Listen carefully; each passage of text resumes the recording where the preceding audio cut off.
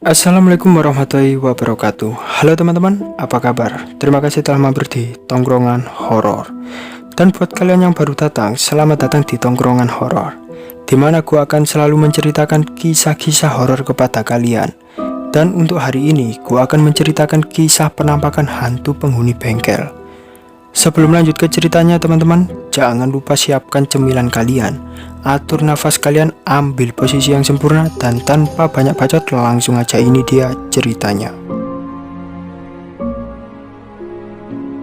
Saat itu gua bekerja di sebuah bengkel di daerah Sidoarjo. Gua terbilang seorang karyawan baru teman-teman. Bahkan seingatku, gua baru 3 bulan kerja di bengkel. Tapi ternyata cuy, bukan hanya pengalaman saja yang gue dapetin, tapi juga ada pengalaman mistis yang gak pernah gue lupain.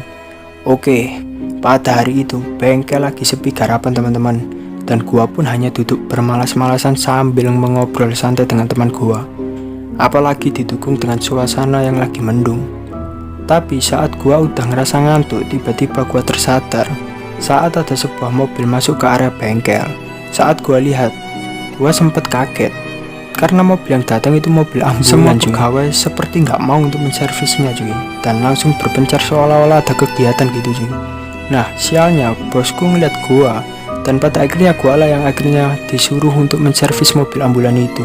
Kemudian tanpa pikir panjang, gua pun langsung mencoba melihat ke seluruh bagian mobil. Namun entah kenapa bulu kuduku sempat merinding seketika cok. Dan oh my god, saat ku buka pintu belakang ambulan ini, gua kaget sekali ketika gua melihat masih ada keranda mayat di dalam mobil ambulan itu. Gua mencoba tetap tenang cuy. Gua pun langsung menservis mobil itu agar cepat selesai. Gak lama kemudian hujan pun turun dan suasana menjadi lebih gelap. Sejenak gua meninggalkan mobil untuk ngambil senter. Tapi ketika gua kembali dan masuk ke kolong mobil ambulan, suasana saat itu tiba-tiba mendadak menjadi mencekam teman-teman. Gua tiba-tiba mencium bau yang sangat mengganggu, seperti bau amis darah cuy. Bau itu jelas sekali berasal dari mobil ambulan ini. Walaupun gua agak takut, tapi gua berusaha fokus untuk menyelesaikannya. Dan saat gua berada di kolong mobil, gua tiba-tiba mendengar suara bergerak-gerak di dalam mobil teman-teman. Padahal jelas-jelas hanya ada keranda kosong di dalam ambulan ini. Karena gua penasaran, gua pun langsung keluar dari kolong mobil dan membuka pintu belakang mobil itu. Namun gak ada siapa-siapa di sana, kosong. Hanya saja gua yakin kalau keranda mayat itu sekarang posisinya berubah. Saat itu hari mulai beranjak petang dan semakin gelap. Mobil juga belum selesai gua servis. Gua memutuskan untuk menghentikan pekerjaan. Selain karena takut, gua juga ngerasa sangat lelah.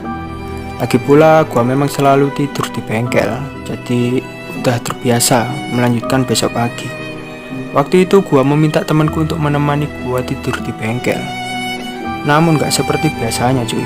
Kali ini mereka gak ada yang mau. Satu persatu mereka pun pulang. Malam pun tiba. Hujan pun telah reda. Tapi pada saat itu suasana itu kayak beda gitu loh. Gua pun berpikir positif dan gak terlalu memikirkan ambulan itu.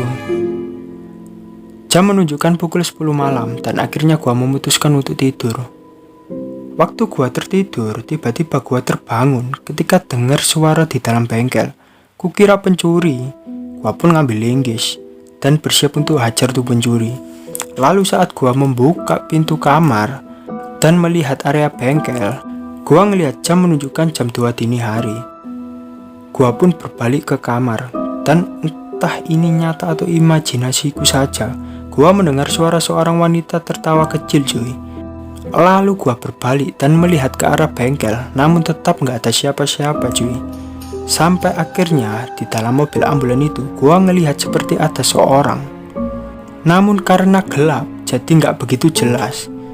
Perlahan gua nyoba beranikan diri untuk deketin tuh mobil. Siapa di sana? Lalu gua pun mundur dan perlahan masuk lagi ke kamar gua. Saat berjalan menuju kamar, gua mendengar ada suara membuka pintu belakang mobil ambulan itu. Gua pun kaget dan langsung terjatuh teman-teman. Badan gua langsung terasa lemas dan berat saat itu.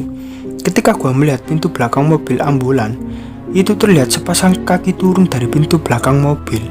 Gua pun mencoba lari pada saat itu, namun gak bisa cuy.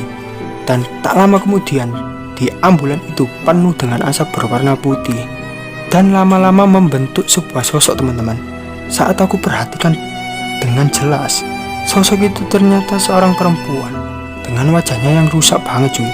Perempuan itu menggunakan kaos dan celana jeans, dan di kaosnya itu terlihat bekas darah, teman-teman. Lalu dia menatapku dan perlahan mendekatiku. Sialnya, gua pada saat itu entah kenapa gua nggak bisa menggerakkan badan gua. Pelan tapi pasti itu sosok mulai dekat dengan gua. Gua pun langsung menutup mata gua sambil membaca doa karena gua sangat ketakutan cuy.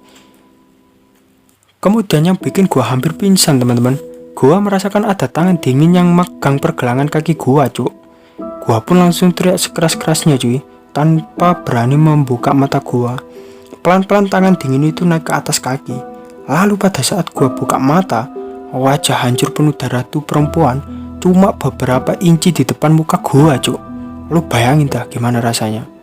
Tapi cuy, pada saat itu akhirnya gua bisa menggerakkan badanku dan berlari keluar bengkel. Sampai akhirnya gua pun berhasil menjauh dan diam di kios depan bengkel sampai pagi hari. Dan setelah kejadian itu, gua pun menceritakan semua kejadian tadi malam pada senior gua. Dan kalian tahu jawabannya senior gua apa? Mereka menjawab itu sudah biasa. Ternyata ini bukan pertama kalinya mobil ambulan itu diservis di sini, teman-teman. Dan pasti ada kejadian aneh dan menyeramkan. Kemudian setelah mobil ambulan telah diservis, gua pikir tuh setan tak pergi cuy. Ternyata gue salah. Sampai saat ini tuh sosok perempuan itu masih sering terlihat setiap sore menjelang malam, berdiri di bawah pohon besar yang berada di dekat bengkel gua kerja.